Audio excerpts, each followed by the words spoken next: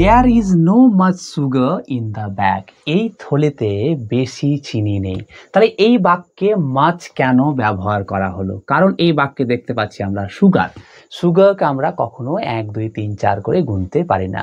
আর তোমরা মনে রাখবে, যা কিছু আমরা গুনতে পারি না তাদের ক্ষেত্রে মাছ ব্যবহার করতে হবে, অর্থাৎ আনকাউন্টেবল নাউনের আগে মাছ ব্যবহার করতে হবে। পরের সেন্টেন্সটা দেখো, we don't have many friends. আমাদের অনেক বন্ধু নেই। তাহলে এখানে মেনি কেন হলো? কারণটা হচ্ছে এখানে দেখো ফ্রেন্ডস দেখতে পাচ্ছি, তাহলে ফ্রেন্ডস মানে বন্ধু, আর বন্ধুকে আমরা 1 2 3 4 করে গুনতে পারি। তাহলে যা কিছু আমরা গুনতে পারি অর্থাৎ কাউন্টেবল নাউনের আগে অনেক বা বেশি বোঝানোর জন্য মেনি ব্যবহার করতে হবে।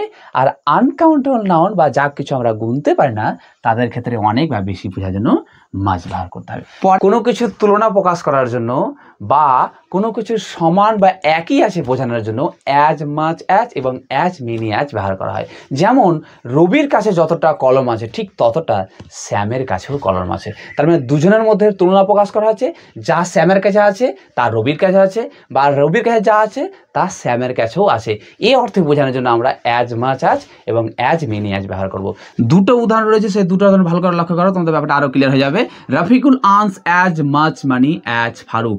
ফারুক যতটা টাকা উপার্জন করে ঠিক ততটাই রফিকুল উপার্জন করে। তাহলে দেখো রফিকুল আর ফারুকের মধ্যে তুলনা প্রকাশ করা হচ্ছে। কি তুলনা প্রকাশ করা হচ্ছে? ফারুক যতটা টাকা উপার্জন করছে আর রফিকুলও ঠিক ততটা টাকা উপার্জন করছে। এই অর্থে আমরা অ্যাজ মাচ অ্যাজ ব্যবহার করব।